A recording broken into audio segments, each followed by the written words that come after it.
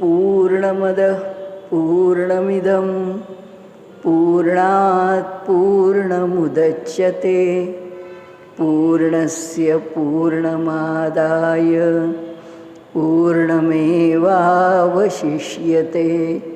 ओम शांति शांति शांति।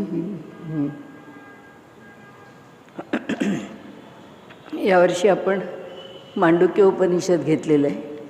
हे ओंकाराचं उपनिषद आहे, 12 मंत्रांचं उपनिषद आहे.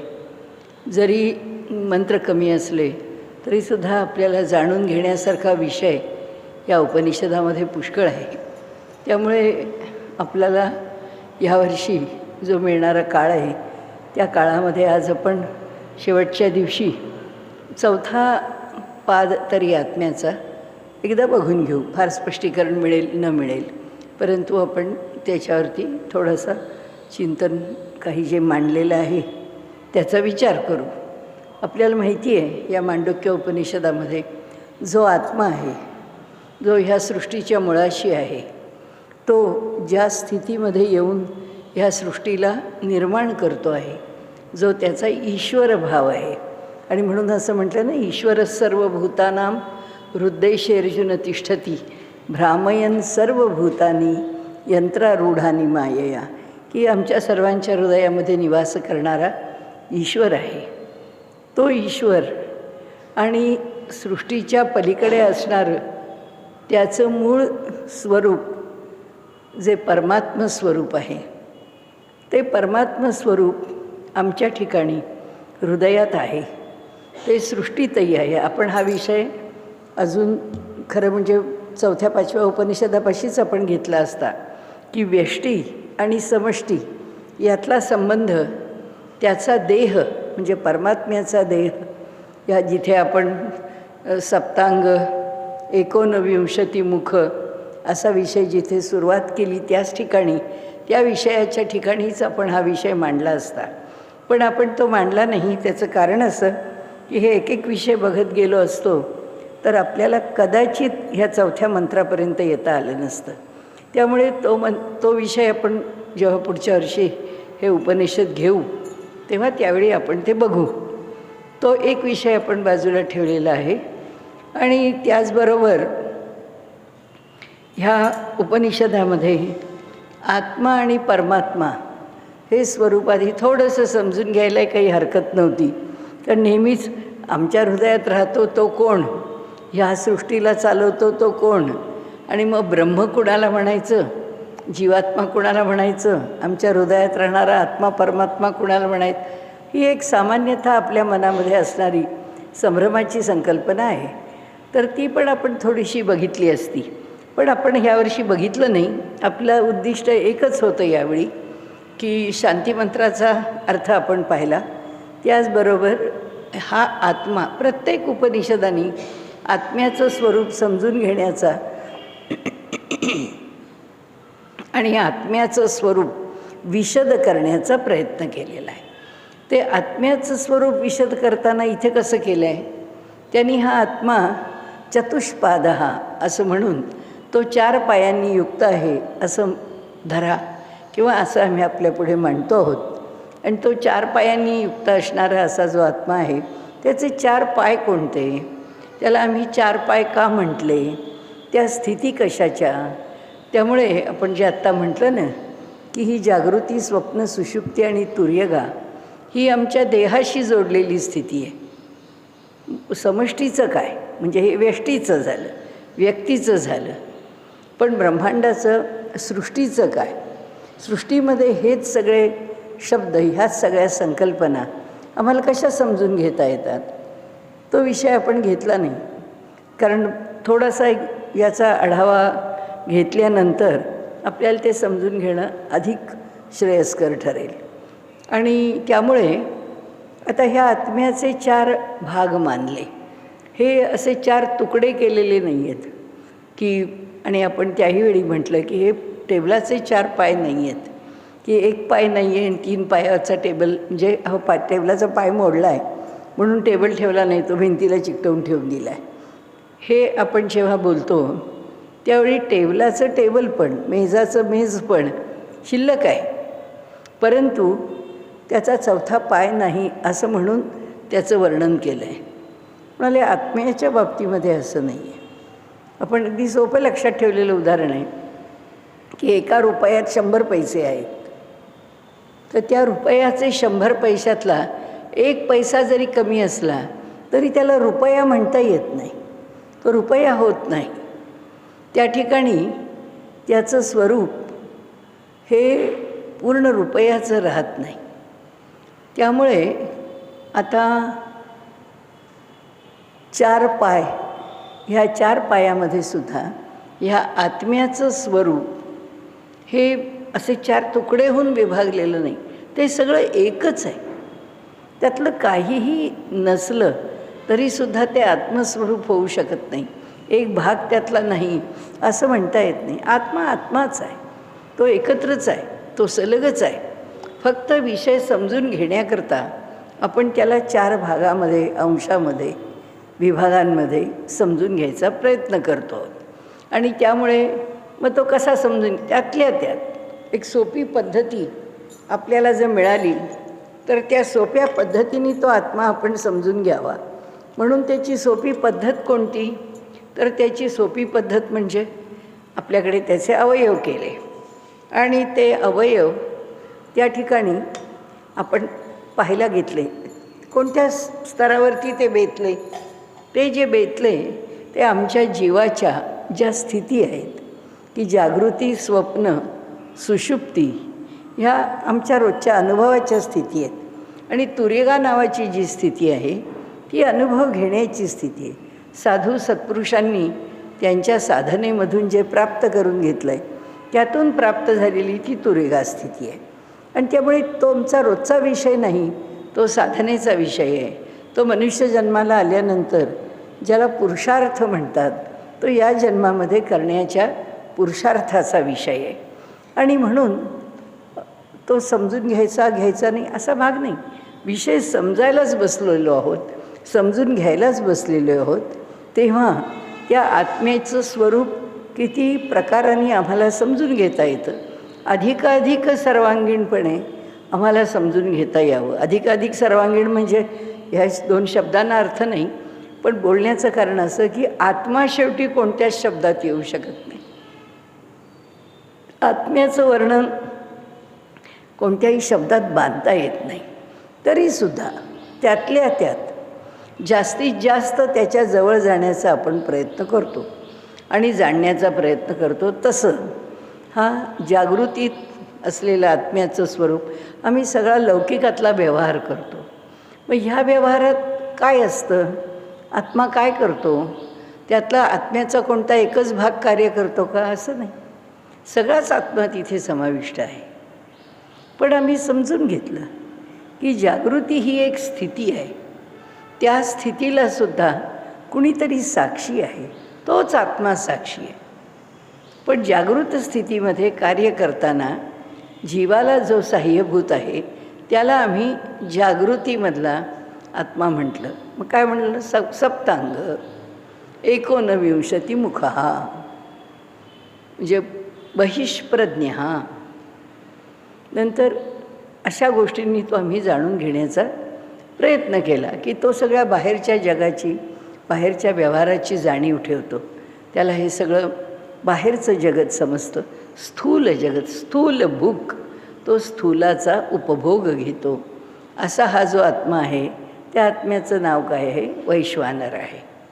मग आता गीताकारांनी सुद्धा ही जी, आता आपण जे समष्टीचा विषय घेतला नाही ना, समष्टीच्या प्रक्रियेमध्ये अव्यक्तापासून खाली उतरताना सर्वात शेवटी आपण वैश्वानरावर उतरतो.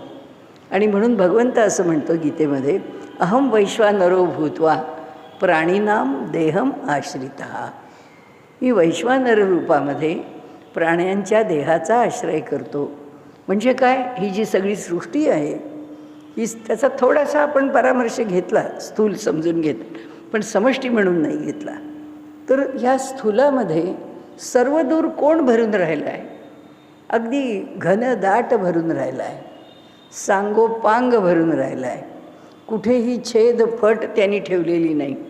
तो जो कोणी ह्या सबंध सृष्टीत भरलेला परमात्मा आहे, चराचरामध्ये या विश्वामध्ये तो भरलेला आत्मा म्हणजे वैश्वानर आहे. म्हणून त्याला नाव देऊन आम्ही वैश्वानर म्हणून हा जागृतीमध्ये कार्य करणारा आत्मा. जागृतीत कार्य करणं म्हणजे का सोपं झालं असं म्हणणं, कारण हे जगाचा सगळा व्यवहार चालतो. आता ही झाडं आहेत, त्या झाडांना जीव आहे. जे जड आहे त्या जडाच्याही ठिकाणी संस्कार आहेत. ते जडही कार्यकारी आहे, तेही कार्यकारी होऊ शकतं. कारण चेतनाशिवाय दुसरं काही नाही ना. कारण त्या दगडामध्ये सुद्धा वैश्वानरच भरलेला आहे. त्यामुळे आमच्या डोळ्याला जरी ते जड दिसलं तरी त्याच्यातलं चैतन्य खूप सुप्त असेल, पण ते चैतन्यच आहे. आणि त्यामुळे त्याचं जे स्वरूप आहे या सबंध सृष्टीतल्या प्रत्येक वस्तूचं, ते जर समजून घ्यायचं असेल तर त्या सगळ्यांना एकसमयावच्छेदे करून किंवा त्या सगळ्याचा जर क्रॉस सेक्शनल व्ह्यू घ्यायचा तर काय म्हणता येईल आपल्याला, कसं सांगता येईल, त्याचं वर्णन कसं करता येईल. तर त्यांनी सांगितलं त्याला आम्ही वैश्वानर म्हणतो. कारण सगळं दूर तो विस्तार करतो, तो आमच्याबरोबर राहतो, आम्हाला जन्मजन्मांतरांमधून पुनर्जन्माच्या जे जन्मजन्मांतरी फिरवतो तसा तो आमच्याबरोबर फिरतो. हे सगळं जेव्हा सांगितलं तेव्हा हे जागृतीचं स्वरूप आहे असं म्हणून सांगितलं. आता आत्म्याचा एक छोटासा भाग काढून घेऊन जागृती म्हणून काम करतो आहे का, असं नाही. तो सर्व एकच आहे, एकमेकांच्यापासून तो दूर होत नाही. पण जागृती ही लक्षणं तो प्रकट करतो आणि ती लक्षणं प्रकट झालेली आम्हाला समजून घेण्याकरता म्हणून आम्ही त्याला वैश्वानर नाव देतो. कारण विषय समजून घ्यायचा आहे आणि नेहमीच विषय समजून घेताना आपल्याला अडचण येते की कसं कळायचं. असं नुसतं आधांतरी आपल्याला विषय मांडता येत नाही. त्याला निश्चितपणे काही गृहीतकृत्य असावी लागतात, काही पाया असावा लागतो, काही गोष्टी समजून घ्याव्या लागतात, काही गोष्टी आम्हाला स्वीकारून पुढे जावं लागतं. कसे आपण स्वीकारून पुढे गेलो आहे, या तीनही आत्म्यांच्याकरता ज्याचा स्वीकार केलेला आहे तो काय आहे, तो अविद्या, वासना म्हणा किंवा काम म्हणा आणि कर्म, या तीन गोष्टी आहेत. या तीन गोष्टीमध्ये हा स्थूल आहे तो कशात बसतो, कर्म.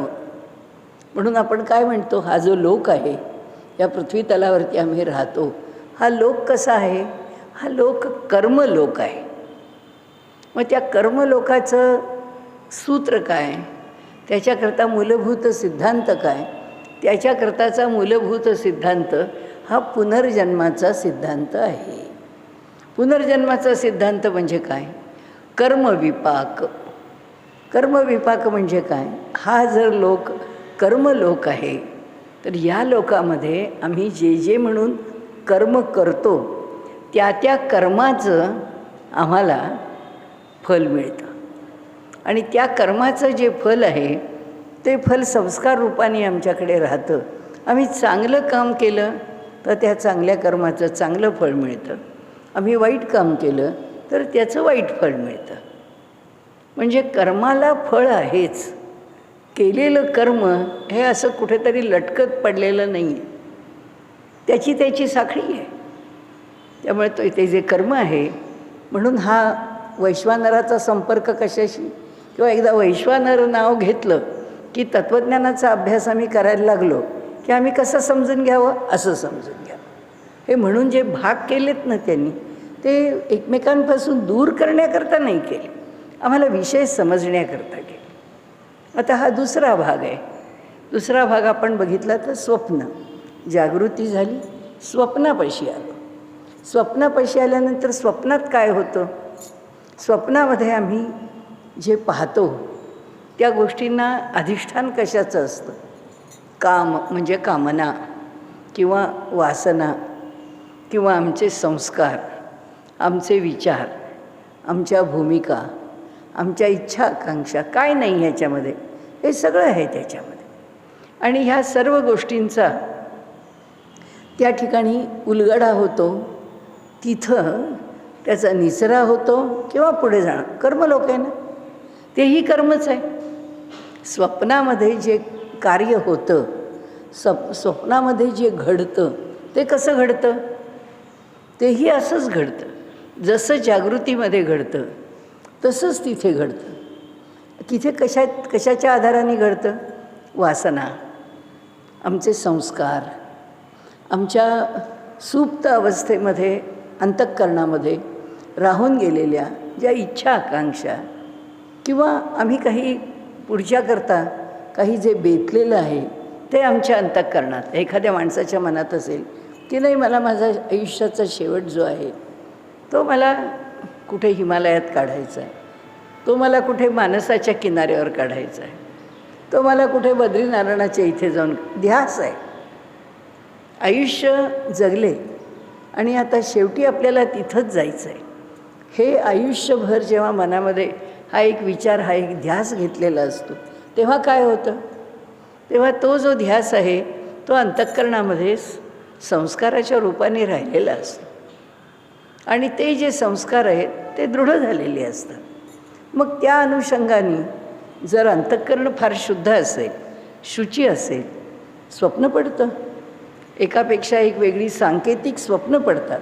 असे जा, असं करा, या मार्गाने जा, तुम्ही हे करू नका, हे आत्ता असं घडणार. आदेश येतात वेगवेगळे आणि त्या आदेशानुसार ती व्यक्ती व्यवहार करते. म्हणजे स्वप्न, आपण त्या दिवशी बोललो त्याप्रमाणे की फ्रॉइड म्हणतो असंच काही सगळं स्वप्नांचं स्वरूप नाही आहे. फ्रॉइडची जी भूमिका आहे स्वप्नाच्या मागची, की प्रत्येक गोष्ट ही काम म्हणजे त्याची फक्त वासना आणि तीसुद्धा विशेष रूपाने लैंगिक वासना, असा त्याचा विषय नाही आहे. इतकं मर्यादित माणसाचं जीवनही नाही आहे आणि इतके मर्यादित माणसाचे गुणही नाही आहेत. जसं तम आहे, जे तमोगुण आहे, तसा रजोगुण आहे. जसा रजोगुण आहे तसा सत्वगुण आहे. आपल्या प्रत्येकाच्या ठिकाणी उत्तमात उत्तम गुण आहेत, आपल्या प्रत्येकाच्या ठिकाणी मध्यम गुण आहेत. ते जास्त क्रियाशील आहेत. मध्यम क्रियाशील आहेत असं नाही मला म्हणायचं. कोणत्याही गुणांची प्रतवारी उत्तम, मध्यम आणि कनिष्ठ अशी आहेच. आणि त्यामध्ये सात्विक गुणही तसेच आहेत, राजसिक गुणही तसेच आहेत आणि तामसिक गुणही तसेच आहेत. आणि त्यामुळे स्वप्नामध्ये आमच्या जीवनात घडणाऱ्या प्रत्येक घटनेच्या संदर्भात आमची प्रतिक्रिया काय असते, आम्ही त्या घटनेकडे कसे बघतो, आमच्यावरती घटना काय संस्कार करते. आम्ही एखादी गोष्ट पाहिली, एखाद्या रस्त्यात काही पाहिलं, एखादी बातमी ऐकली, वर्तमानपत्रातला एखादा लेख वाचला, आमची प्रत्येकाची प्रतिक्रिया भिन्न असते. आणि म्हणून मोबाईलवर लिहिलेलंच असतं की नाही, कॉमेंट्स, खाली तुमच्या कॉमेंट्स लिहा. का? सगळ्यांची काही एकच कॉमेंट नसते, सगळेच काही थम्सअप करत नाहीत. कोणी म्हणतं हे असं नाही, आम्हाला असं पटतं, कोणी म्हणतं तसं नाही, आम्हाला तसं पटतं. प्रत्येकाची भूमिका आहे, प्रत्येकाचा विचार आहे, प्रत्येकाचं मत आहे. असं का भिन्न भिन्न असतं? त्याचं कारण आहे, आमच्याकडे सत्व रज तम 3 गुण आहेत. त्या 3 गुणांमुळे ती भिन्नता आहे. आणि त्यांनी सांगितलं की आमच्या ह्या ज्या 3 स्थिती आहेत, ह्या 3 स्थितीकरता ह्या 3 गोष्टी अवलंबून आहेत. ह्या 3 स्थिती या 3 गोष्टींशी निगडीत आहेत. कोणत्या 3 गोष्टी? अविद्या, काम आणि कर्म. कर्म लौकिक, कर्म म्हणजे स्थूल, या बाह्य जगताशी निगडीत, या वैश्वानराशी निगडीत हा कर्मलोक आहे. आपण मगाशी पण तेच बोललो पुन्हा. आणि या कर्मलोकामध्ये सगळा व्यवहार कर्माशी निगडीत आहे. हे सोपं झालं. स्वप्न आलं. स्वप्नामध्ये आम्ही जेव्हा स्वप्न पाहतो त्यावेळी स्वप्नात जे पाहिलं जातं ते कशाशी निगडीत आहे? ते सूक्ष्माशी निगडीत आहे. स्थूलापेक्षा ते सूक्ष्म आहे. त्याचं कारण असं की तिथेही 5 ज्ञानेंद्रिय आहेत, 5 कर्मेंद्रिय आहेत. तिथेही आम्हाला पंचमहाभूतं आहेत. तिथेही अंतःकरण चतुष्टय, भय वाटतं, डोळ्यांनी बघायला मिळतं. सगळेच जण आहेत तिथे. अंतःकरण तिथे नको बाबा, हे असं नको. स्वप्नातसुद्धा आपण काही निर्णय घेतो, बापरे इथे जायचं का नाही जायचं, स्वप्नातसुद्धा असं वाटतं. म्हणजे स्वप्नाकरतासुद्धा जे जगत आहे ते स्थूलासारखंच आहे, पण ते सूक्ष्म आहे. तेही त्याचा अनुभव देतं, म्हणजे फळ देतं. आमच्या आत्तापर्यंतच्या साठवून ठेवलेल्या संस्कारांना, अंतर्मनामध्ये असलेल्या आमच्या वासना, भावना, ह्या सगळ्यांना, वृत्ती, काय जे आपण त्याच्यातल्या प्रत्येकाच्या संदर्भामध्ये शब्द वापरतो, त्या सगळ्याला तिथे उत्तर मिळतं, त्या सगळ्याचं तिथे फळ मिळू शकतं. त्या सगळ्यातून काही गोष्टी कार्यशील, क्रियाशील होऊ शकतात. की आम्ही ठीक आहे, असं स्वप्नात असं वाटलं खरं, पण ह्याचा विचार करायला पाहिजे गांभीर्याने, असं म्हणूनसुद्धा माणसं विचार करतात. काही गोष्टी अशा आहेत की ज्या लोकांना सांकेतिक स्वरूपामध्ये स्वप्नामध्ये मिळतात आणि मंडळी त्यानुसार आपल्या जीवनामध्ये कार्य करायला लागतात. असो, आता काही आपल्याला तो विषय पुन्हा फिरून मागे न्यायचा नाही आहे. परंतु आता स्वप्नाकरता तो आत्मा कोणता असतो? तो अंतःप्रज्ञ. स्थूलाकरता कसा होता? बहिष्प्रज्ञ. तो बाहेरचं सगळं जाणत होता. हा कशातलं जाणतो? हा अंतरंगातलं जाणतो. मग ह्याच्याकरता साधन काय आहे? आपण बघितलं, स्थूल करण्याकरता साधन सप्तांग, 7 अंग आहेत. डोकं, मान, छाती, पाठ, पोट, हात आणि पाय, अशी ही 7 अंग आहेत. म्हणजे देह आहे, म्हणजे आकार आहे, म्हणजे अवयव आहे, म्हणजे इंद्रिय आहेत एका प्रकाराने त्याच्याशी जोडलेली. हे सगळं जसं स्थूलाला आहे तसंच त्यांनी सूक्ष्माला पण दिलं आहे. आणि स्थूलात हे सगळं जाणण्याकरता काय काय दिलं आहे? 5 ज्ञानेंद्रिय, 5 कर्मेंद्रिय, 5 महाभूतं आणि अंतःकरण चतुष्टय, म्हणजे 19. 19 मुखः. हे जे बहिष्प्रज्ञाला दिलं तेच कुणाला दिलं? अंतःप्रज्ञाला दिलं. म्हणजे तेच कुणाला दिलं? स्वप्नाला दिलं. या बहिष्प्रज्ञामध्ये, या लौकिक जीवनामध्ये आम्ही काय करतो? त्याच्यामध्ये महत्त्व कशाला आहे? त्याच्यात परिणाम करणारं कोण आहे? कर्म. ह्या देहाने कर्म करत राहा. गीताकारांनी उगीच आम्हाला एवढा कर्मावरती विश्लेषण करून तत्त्वज्ञानाचा उलगडा केलेला नाही आहे. त्याचं कारण आहे, ज्या लोकात आम्ही आहोत ह्या लोकाचा संबंध कर्माशीच आहे. आणि काय जे करतो, काय जे मिळवतो, काय जे उणं अधिक आहे, ते सगळं कर्माशी निगडीत आहे. आता स्वप्नाची दशा किंवा माणसाचा विचारांचा, जगण्याचा सूक्ष्म स्तर आपण म्हणू, की सगळ्याच गोष्टी फक्त स्वप्नात होतील असं नाही. लौकिक व्यवहारामध्ये सुद्धा त्याच्यापासून जो व्यवहार मनुष्य अधिक अंतर्मुख होऊन करतो, अंतरंगामध्ये करतो, तिथे काय आहे? काम. त्यांनी सांगितलं आहे तिथे वासना आहेत, तिथे कामना आहेत, तिथे विषय आहेत. आणि त्या विषयाचा तिथे बारकावा आहे. विषय तिथे बारकाव्याने समजून घ्यायचा आहे. आणि त्यामुळे काय आहे? स्वप्नस्थितीमधला अनुभव कसा आहे? तिथे स्थूल भूक होता, इथे आता स्थूल भूक नाही आहे. इथे प्रविविक्त, सुटासुटा अनुभव आहे. सुट्या सुट्या गोष्टी आहेत. सुटासुटा अनुभव म्हणजे काय? एक स्वप्न दुसऱ्यासारखं नाही, ते सलग पडतं असं नाही, त्याला फार काळ मिळतो असं नाही, पण स्वप्न पडत राहतं. अनेक स्वप्न पडत राहतात. स्वप्न आठवतात, आठवत नाहीत. स्थूलामध्ये काय होतं? कर्माचा भोग भोगावा लागतो. इथं पण भोगावा लागतो, देह सुटल्यावर पण भोगावा लागतो. इथे कसा भोगतो? दैनंदिन जीवनात भोगतो.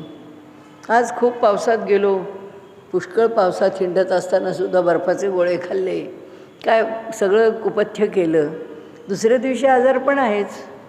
फळ कशाचं आहे? कर्माचं आहे. आता पुरणाची पोळी आवडते, श्रावण शुक्रवार आहे, चला महिन्यातनं ती एकदाच व्हायची, वर्षातून कदाचित एकदाच व्हायची, पोटभर खाऊ, आजही खाऊ, उद्याही खाऊ. त्याला पोट म्हणाला हे काय आपल्याला जमत नाही आहे. नाही पचलं, काय होतं? कर्म आहे. आवडलं, खाल्लं आणि त्याचे परिणाम अनुभवले. म्हणजे काही परिणाम तात्काळ आहेत ना, ताबडतोब अनुभवायला मिळतात. तसंच आहे स्वप्नांचं.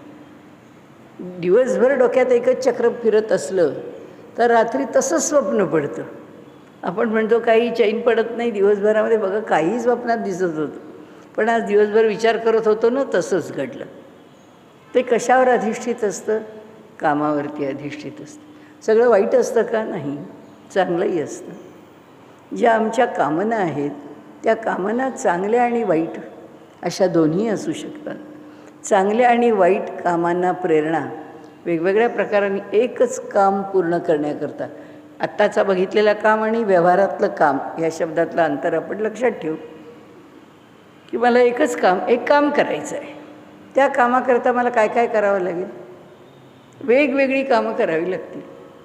त्या ह्या ऑफिसमध्ये जाऊन भेटायचं आहे, तिकडून परवानगी आणायची आहे, ते शेजाऱ्यांना सांगायचं आहे की बाबा तुमचं काही आमच्या घरात आम्ही काही काम केलं तर तुमचा काही त्याच्यावरती आक्षेप नाही आहे ना.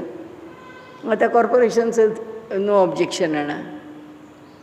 अनेक भानगडी आहे. 7/12चा उतार आणा, अमुक आणा, तमुक आणा.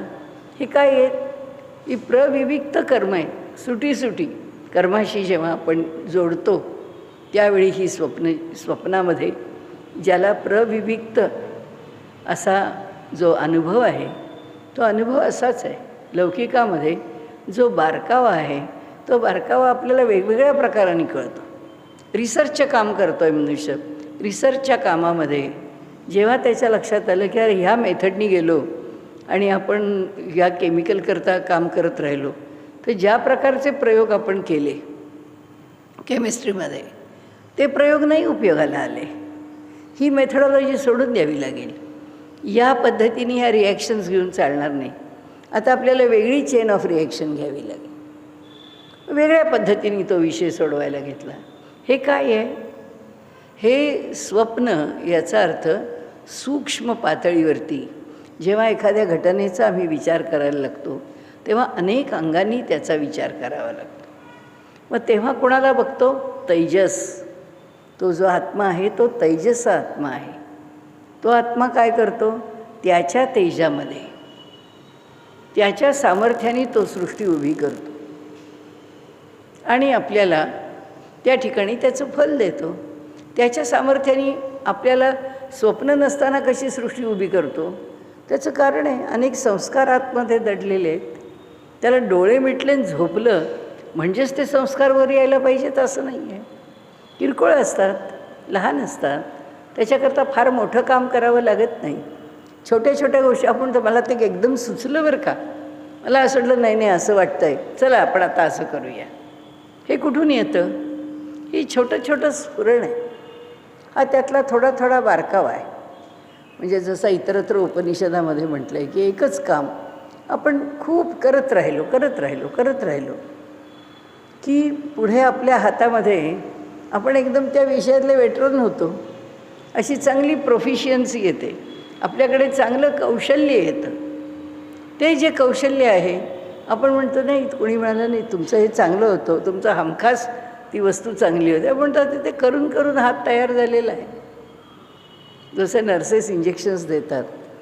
चांगला सर्जन आहे, डॉक्टर आहे, तरी त्याला इंजेक्शन द्यायचा सराव नसतो. तो चुकेल.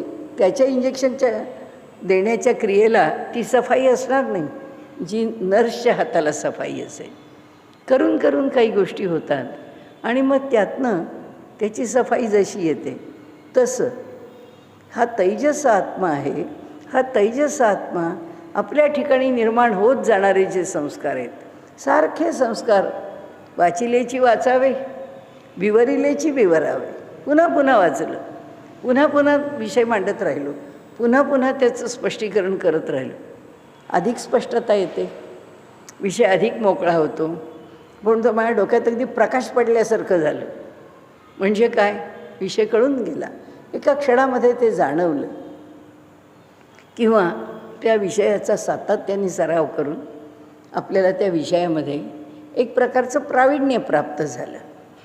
म्हणजे हा जो तैजस आत्मा आहे, जो भिन्न प्रकारचे अनुभव आपल्याला देतो, वेगवेगळ्या क्षेत्रात देतो. तो आपण वेगवेगळी कामं करत असतो. त्या प्रत्येक कामामध्ये साधे कपड्यांच्या घड्या करायच्या आहेत, फार मोठी गोष्ट लागत नाही. आपल्याला भाजीला फोडणी द्यायची, बरोबर कळतं तेल किती पाहिजे, मोहरी किती पाहिजे, ती किती तडकली ती तडतडली मोहरी. लोक मागच्या पिढीतल्या बायका म्हणतात पुढच्या पिढीतल्या मुलींना, अहो यांना साधी एक खमंग फोडणी करता येत नाही, कारण कळतच नाही कोणत्या स्टेजपर्यंत ती मोहरी फुटली पाहिजे, कोणत्या स्टेजला तो हिंग घातला पाहिजे, कोणत्या स्टेजला ती हळद घातली पाहिजे. काय आहे हा संस्कार आहे. हे संस्कारांनी तयार होणार आहे.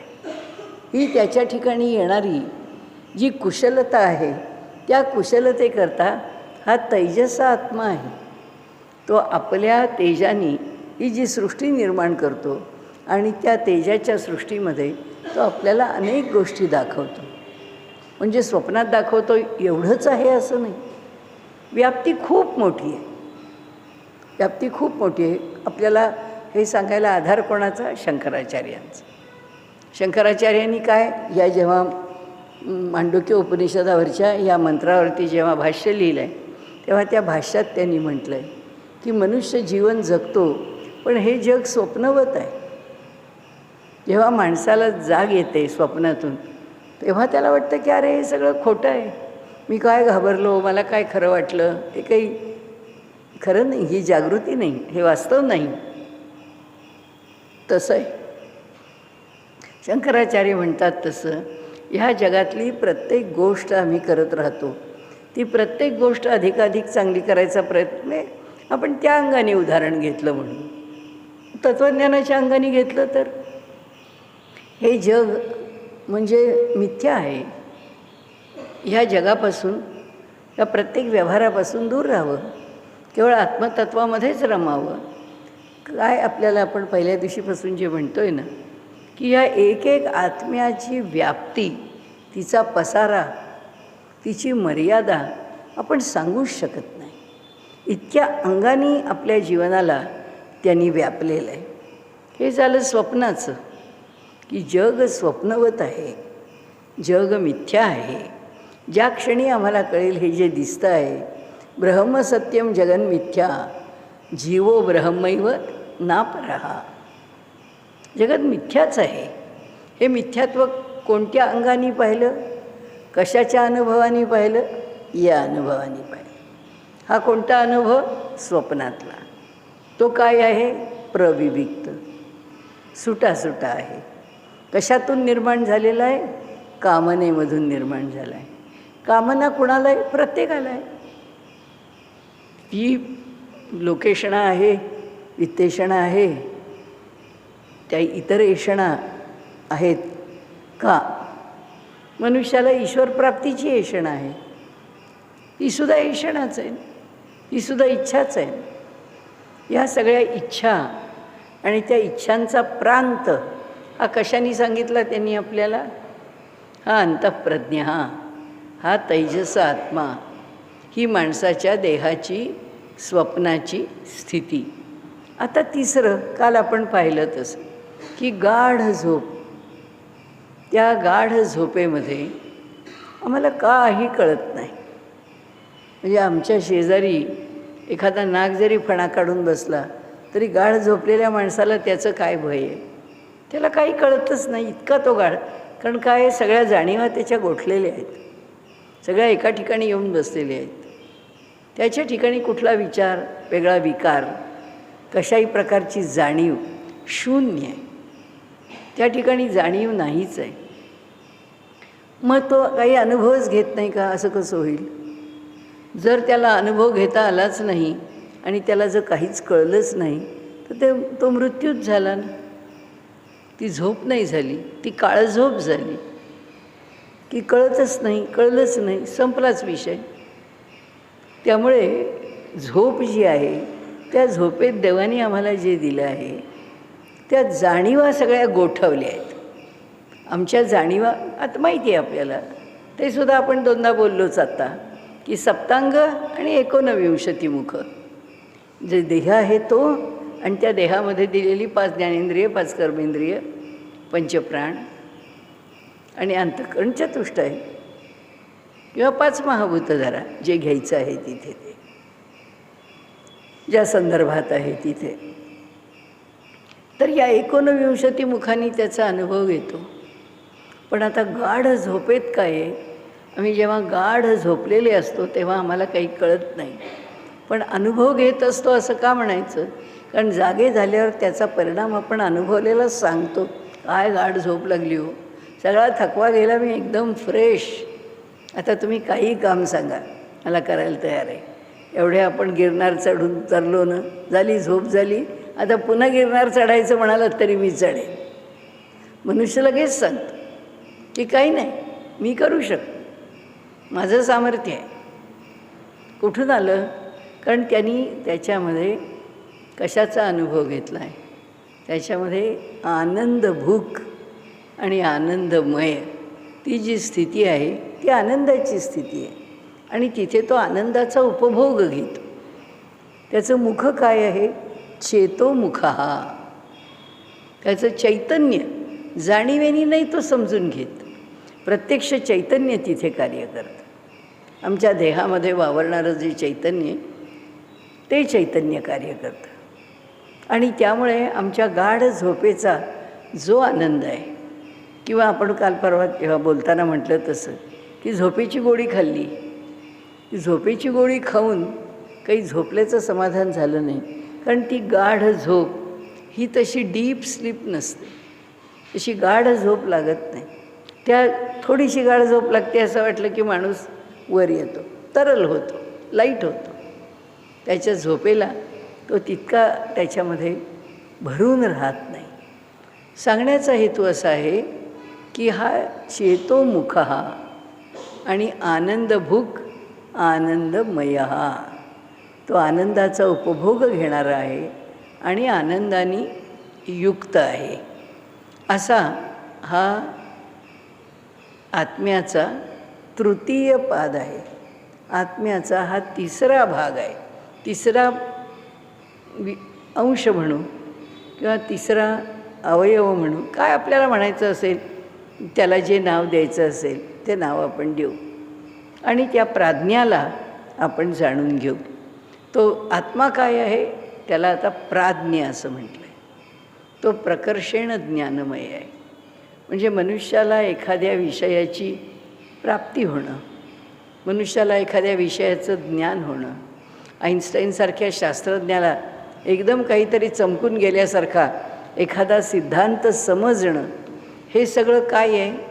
हे सगळं त्या प्राज्ञाचा खेळ आहे. सगळं एकाग्र झालं आहे, ना बुद्धी इकडे तिकडे जाते, ना मन इकडे तिकडे जातं, कुठेच काही जात नाही. मग सगळं कुठे असतं? एकरूप होऊन राहिलेलं आहे, एकीभूत. ते सगळं एकीभूत झालेलं आहे आणि म्हणून त्या एकत्रित येण्यामुळे त्या आत्म्याच्या ठिकाणी जो अनुभव मिळतो, माणसाला जी स्फूर्त, माणसाला जे ज्ञान होतं, माणसाला जे खोलवर आकलन होतं किंवा माणसाला एखादा विषय नव्याने सुचतो, उलगडतो, काही ज्ञान मिळतं, हे सर्व जे काही आहे ते काय आहे? ते सर्व या प्राज्ञाच्या प्रांतामध्ये हा ज्ञानाचा विभाग आहे. हे ज्ञान बुद्धीला कसं आणि कुठून प्राप्त होतं? त्याचं कारण असं आहे की जेव्हा सगळ्या जाणीवा दूर झालेल्या आहेत तेव्हा बुद्धीच्या ठिकाणी आता त्या जाणीवांनी चिरफाळ्या करावं असं काही राहिलेलं नसतं. ती बुद्धी एकाग्र झालेली असते आणि त्या एकाग्रतेमध्ये बुद्धीचं सामर्थ्य वाढतं. आणि आपण जसं म्हणतो आहे ना की जागृती, स्वप्न ह्या स्थितींमध्ये असणाऱ्या ज्या सगळ्या माणसाला जाणीवेच्या पातळीवर काही ना काहीतरी अनुभव देणाऱ्या गोष्टी सगळ्या शांत झालेल्या असतात, सगळ्यांनी तळ गाठलेला असतो. मग आता वर कोण येतं? सरफेस कोण होतं? आणि आनंदाचा अनुभव कोण देतं? तो आनंदाचा अनुभव देणारं जे आहे ते आनंदभूक आणि आनंदमय, ते जे आहे आतलेच आमचे संस्कार आहेत, आमचे आतलेच चांगले असे जे गुण आहेत किंवा आमच्या आतल्याच चांगल्या अशा ज्या वासना आहेत, जन्मजन्मांतरीच्या आहेत, त्या सगळ्यांच्यामध्ये कसं आहे, ते सगळं गोळा होणं आहे. एका दिशेने बरोबर ते सगळं गोळा होतं, एकीभूत. हा जशा सगळ्या हसना संस्कार एकत्र येऊन बसलेले आहेत, तसं एखाद्या चांगल्या गोष्टीकरता तळमळ घेऊन जर तो एकाग्र झाला, तर त्या एकाग्रतेमध्ये काय होतं, त्याच्या असोसिएटेड, त्याच्याशी जोडल्या गेलेल्या, त्याला उपयुक्त ठरणाऱ्या अशा सगळ्या गोष्टी एकत्र येतात. आणि मनुष्याला अरे हे आपल्याला आधी लक्षात नाही आलं, पण एकदम त्याच्या मनामध्ये एखादी वीज चमकून जावी तसा विषय समजून जातो. सगळे मोठे मोठे शोध आपण 4-2 उदाहरणं त्या दिवशी पण बघितली, की सगळे मोठे मोठे शोध हे ह्या स्थितीत लागलेले आहेत. फार मनाची एकाग्रता व्हायला लागते. आणि मग काय होतं, तिथे हे सगळं देणारा कोण आहे? हे देणारा चेतोमुख, हा चैतन्य हेच मुख आहे. हे जे आपलं जीवचैतन्य आहे ना, ते जीवचैतन्य त्याच्या अत्यंत शुद्ध पातळीवर येतं, परमेश्वराच्या अत्यंत निकट आलेलं असतं. जो हृदयामध्ये परमात्मा आहे तो आणि हे चैतन्य यात अंतर उरत नाही, जोडलं जातं. अशी ती एक स्थिती असते. आणि त्याच्यातून एखादा फ्लॅश, एखादी वीज किंवा एखादं काहीतरी चमकून जावं, मनामध्ये एखाद्या विचाराचं स्फुरण व्हावं, असं घडतं. आणि म्हणून तो जो आत्मा आहे त्याला प्राज्ञ म्हणजे प्रकर्षेण ज्ञान देणारा असा तो आत्मा आहे, असं त्या आत्म्याच्या स्वरूपाचं वर्णन केलं जातं. कालपर्यंत आपण ह्या 3 आत्म्यांचा म्हणजे 3 भाग आत्म्याचे, या 3 नावं दिलेल्या वेगवेगळ्या आत्म्यांचं स्वरूप पाहिलं. हा प्राज्ञ पाहिला, हा तैजस पाहिला, वैश्वानर पाहिला. त्याच्याकरता आता काय, तिथे कर्म होतं. ह्या तैजसाच्या इथे काम होता. आणि आता जागृती, स्वप्न आणि सुषुप्ती, ही जी सुषुप्ती आहे, हा जो प्राज्ञ आहे, तिथे काय आहे, तिथे जीव त्या मूलभूत अविद्येमध्ये जाऊन बसतो. जन्म घेणे लागे वासनेच्या संगे, हे पुढे आहे. पण आधी जीव नावाची निर्मिती, परमेश्वराच्या अंशापासून अलग होणारा जीव, जीवरूपाला येणारा कशाने होतो? परमेश्वर चैतन्य अधिक अविद्या, अविद्या म्हणजे अज्ञान, परमेश्वरी चैतन्य अधिक अज्ञान बरोबर जीव. तर हा जो आमचा जीवभाव आहे, त्या जीवभावाला येण्याकरता काय लागतं? त्या परमेश्वरी चैतन्याशी अविद्या जोडली जावी लागते. म्हणजे अज्ञान त्याच्यावर पांघरूण घालतं. जशी एखादी चादर टाकावी तसं त्या चैतन्यावरती एक चादर येऊन पडते.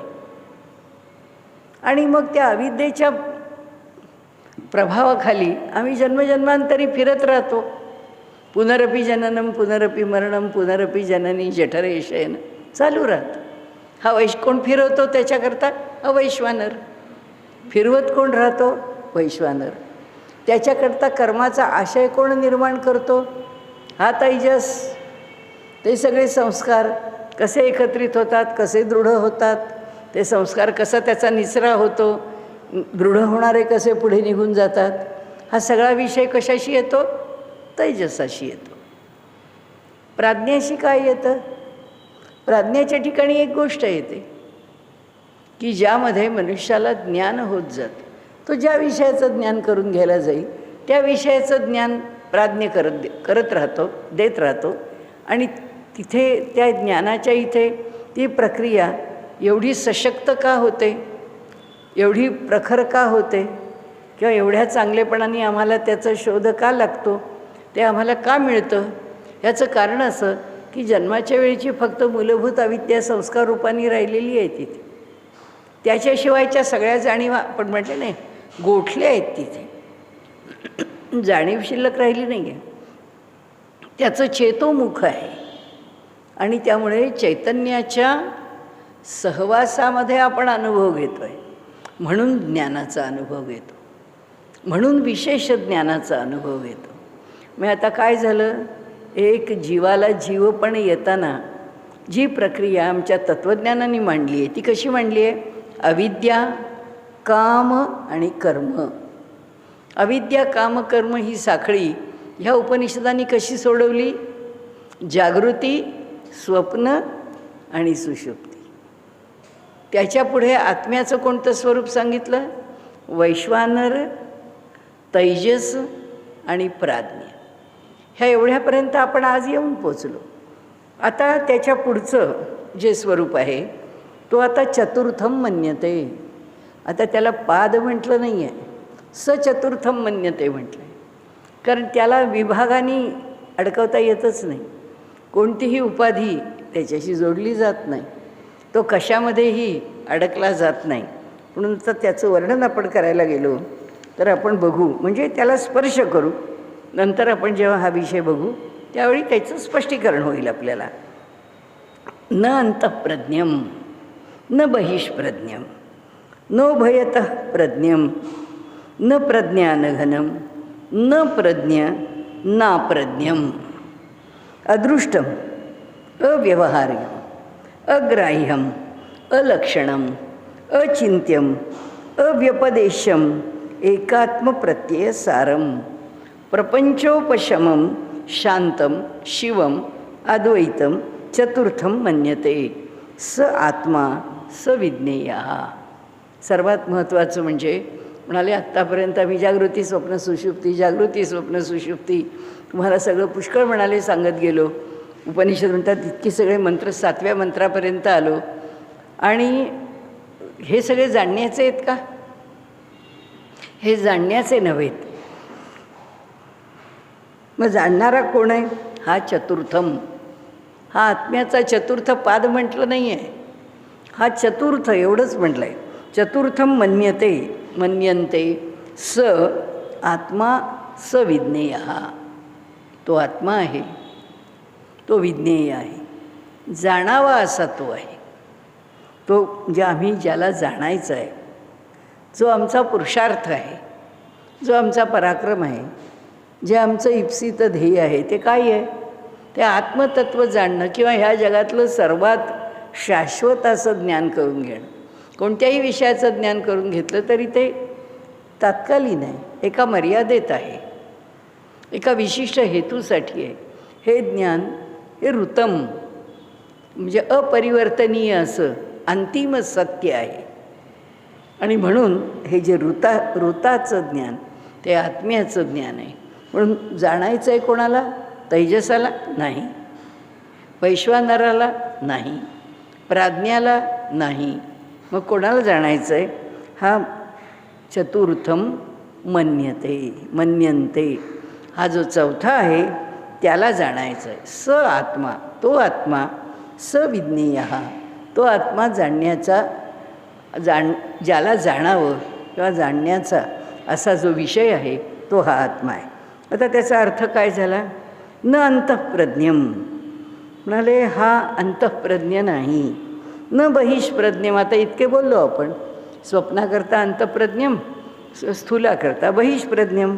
तो ना अंतःप्रज्ञ आहे ना तो बहिष्प्रज्ञ आहे.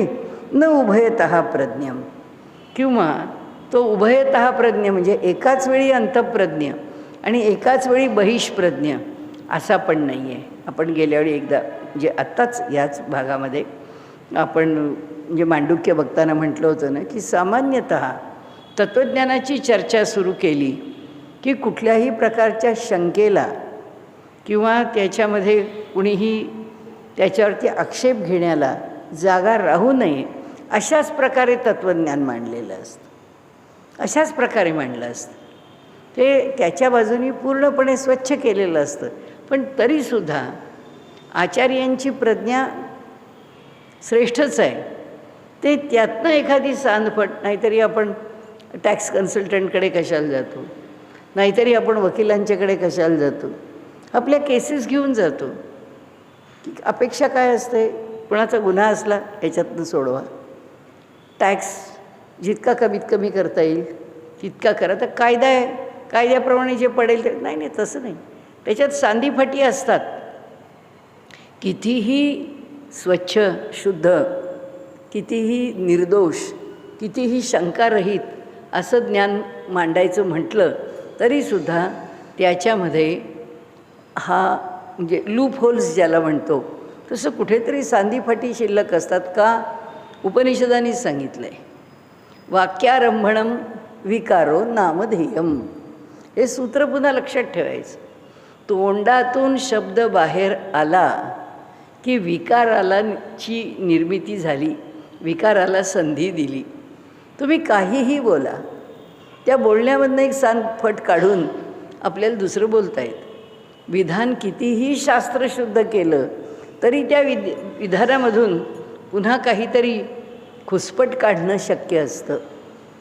आणि ते काढणं हे काम कोणाचं आहे? म्हणजे खुसपटं काढा असं आपण म्हणत नाही, परंतु त्यातनं जे आपल्याला सांधफट सापडेल त्यातनं बाहेर येऊन आपल्याला उपयुक्त काय आहे त्याचा उपयोग करून घेणं. वकीलही ते काम करून देतात, आपले टॅक्स कन्सल्टंटही ते काम करून देतात, सल्ला देणारी माणसंही सांगतात, अहो बरोबर आहे तुम्ही सांगता ते, हे कायदे असे निघालेत खरे, पण त्याच्याबरोबर हे लक्षात घ्या ना, त्याच्याप्रमाणे तुम्हाला मिळणारा जो फायदा आहे तो फायदा घ्या. तसं इथं न उभयतः प्रज्ञम म्हणाले, दोन्ही भूमिका ह्या न अंतप्रज्ञा न बहिष्प्रज्ञा न उभयतः प्रज्ञ.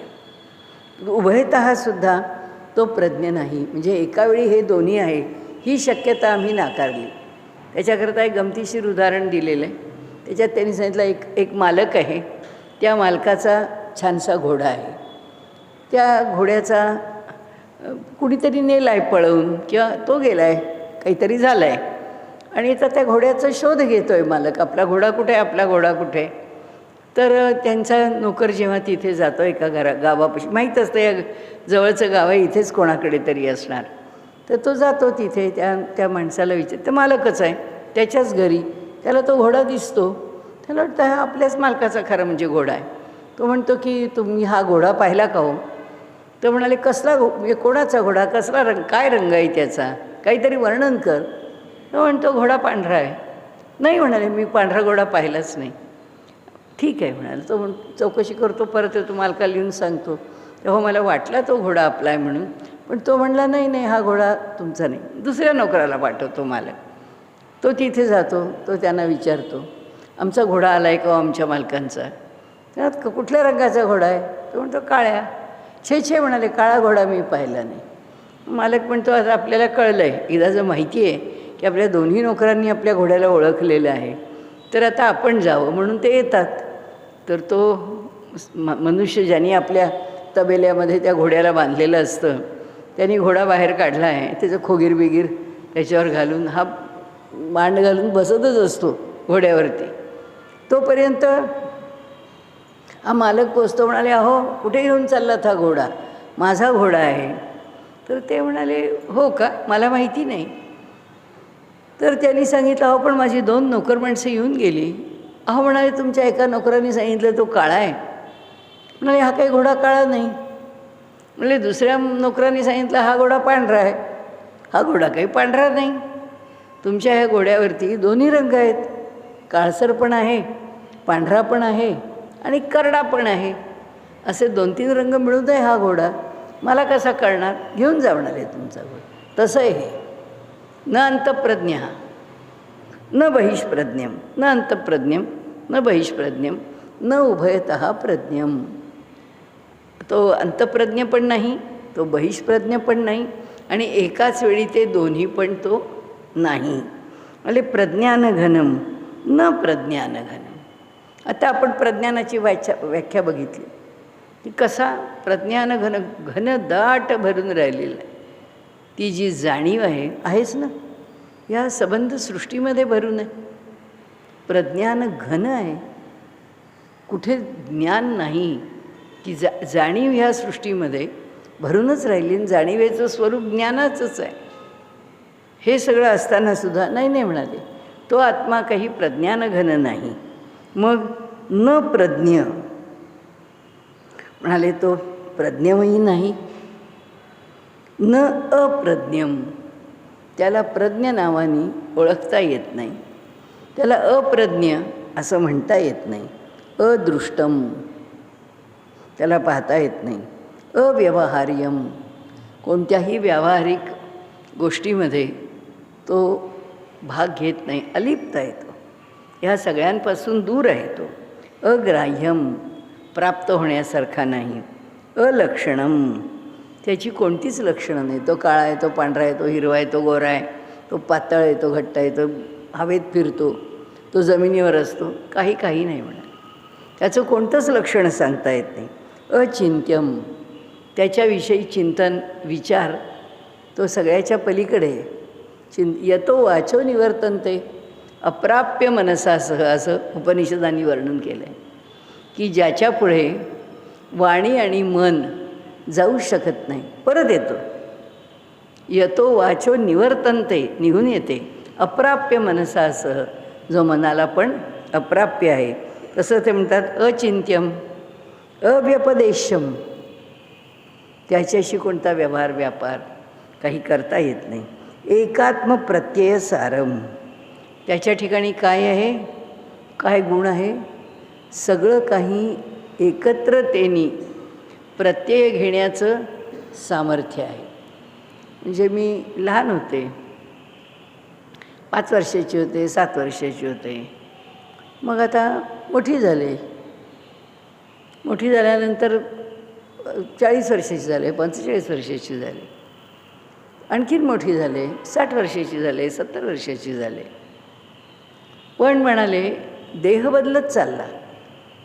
शरीरशास्त्र काय सांगतं की दर 7 वर्षांनी ह्या देहातला प्रत्येक कण न कण बदलतो आणि देहाला नित्य नूतनत्व येतं. नाही तर 100 वर्षाचं आयुष्य आणायचं कुठून? हा जो सगळा बॉडी मेटाबॉलिझम आहे, हा जो शरीराचा चयापचय आहे, तो चयापचय करत एकेका इंद्रियाचं आयुष्य संपून जाईल. नाही म्हणाले, दर 7 वर्षांनी ते इंद्रिय नित्य नूतन झालेलं असतं. त्यातली पेशी बदललेली असते, ती पुन्हा एकदम फिट टकाटक झालेली असते की आता काही होऊ दे, काही पुढे येऊ दे, पुन्हा त्याला तारुण्य प्राप्त व्हावं असं नवचेतन, नव ऊर्जा यांनी युक्त असणारा एक अवयव होत जातो. तर ते म्हणाले की असं सगळं शरीर बदललं तर मग आम्हाला स्मरण कसं राहतं? 5व्या वर्षी मी हे केलं, 25व्या वर्षी असं झालं, 45व्या वर्षी तसं घडलं. म्हणाले सगळं जर बदलत गेलं तर लक्षात कोणी ठेवलं? हे लक्षात ठेवणारं कोण आहे? हे सगळं जरी बदलत गेलं तरी त्याच्यात जो राहणारा आहे तो हा एकटा एक आहे, ज्याचं लक्षण आम्ही तुम्हाला सांगतो आहोत. ते लक्षण कसं आहे तर एकात्म प्रत्यय सारम. एकात्म प्रत्यय, एकत्रित प्रत्यय आहे. जीवनातल्या घडलेल्या प्रत्येक घटनेला लक्षात ठेवण्याचं सामर्थ्य जर कोणाचं आहे तर त्याचं आहे. प्रपंचोपशमम, ह्या संबंध सृष्टीच्या पासून उपशम करणे, तो आम्हाला दूर नाही. त्याचं जे सामर्थ्य, त्याची जी शक्ती किंवा त्याचं जे लक्षण ते असं आहे. शांतम, तो शांत आहे, कशाने हलायचं त्याला काही कारणच नाही, कारण कशाचाच परिणाम त्याच्यावर होत नाही. आणि त्यामुळे तो कसा आहे? शांतम. शिवम, जो फक्त आमचं श्रेयस्कर असंच विचार करणारं त्याचं स्वरूप, तो फक्त आमचं कल्याण करणं ह्याच भूमिकेतून ज्याला समजून घेता येईल असंच त्याचं स्वरूप. शिवम अद्वैतम, त्याच्याशिवाय दुसरं काही नाही, एकमेवा द्वितीय आहे तो. आणि त्यामुळे चतुर्थम, तो आता आत्म्याचा चतुर्थ पाद नाही म्हटलं, आता काय म्हटलं? चतुर्थम मन्यन्ते, तो चौथा आहे असं ओळखावं, हे त्याचं लक्षण आहे, हे त्याचं स्वरूप आहे. स आत्मा सविज्ञेय, तो जो आत्मा आहे तोच आत्मा जाणण्यासारखा आहे. म्हणजे आत्म्याची ही जी सगळी लक्षणं आम्ही आत्तापर्यंत पाहत गेलो, ह्या सगळ्या लक्षणांमध्ये तो नाही आहे, पुढे आहे. त्यात इथं नाही आहे, पुढे आहे. म्हणून केनोपनिषदासारख्या उपनिषदामध्ये त्यांनी म्हटलं आहे की तदेव ब्रह्मत्वं विद्धी नेदम यदिदम उपासते. ज्याची उपासना करताच येत नाही, ज्याला भजता येत नाही, ज्याचं चिंतन करता येत नाही, ज्याला जाणता येत नाही, जो लक्षणांमध्ये बसत नाही, इथे म्हटलंच आहे आपण, अलक्षम अग्राह्यम. त्याची लक्षणं सांगताच येत नाही. त्याच्याकडे असं उद्दिष्ट करून ते माझं लक्ष आहे असं म्हणून त्याला बोटाने दाखवता येत नाही. म्हणून आपल्याकडे व्यवहारामध्ये वारकरी संप्रदायात इतरत्र कथा कीर्तनकारांच्यामध्ये बोलण्याची पद्धत आहे. कसं बोटानं दाखवू तुला, तू अनुभव घे गुरुच्या मुला. अरे म्हणाले, ते परमात्मा तत्व मी तुला बोटाने कसं दाखवू, तो तुझ्या अनुभवाचा विषय आहे. आणि त्यामुळे इथे त्यांनी म्हटलं की ज्याला अनुभवायचं आहे, ज्याला जाणायचं आहे, तो कोण आहे, तर तो हा आत्मा आहे. जे जाणायचं आहे, मग तो कोण आहे, आपण त्याला म्हटलं की तुर्यगा हा तो आत्मा आहे. आपल्याला यावेळी तो सगळा विषय मांडणं शक्य नव्हतं, त्यामुळे आपल्याला ते मांडता आलं नाही.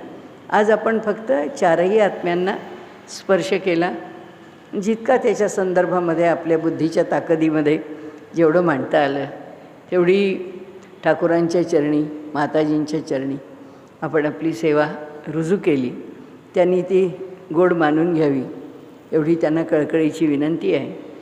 आणि मी ह्या ठिकाणी माझ्या वाणीला विराम देते. श्रीकृष्ण अर्पणमस्तु.